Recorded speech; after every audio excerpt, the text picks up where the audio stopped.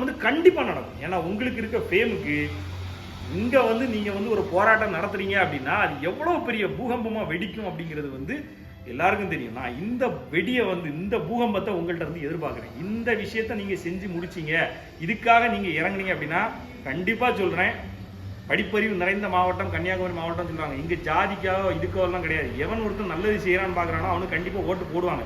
ஏன் இன்னைக்கு வரைக்கும் மக்கள் வந்து ஜாதி அது இதுன்னு போயிட்டு இருக்காங்கன்னு தெரியுமா? நம்பிக்கையை கொடுக்கறதுக்கு தலைவர்கள் இல்லை. உண்மை, நம்பிக்கையை கொடுக்கறதுக்கு தலைவர்கள் இல்லை.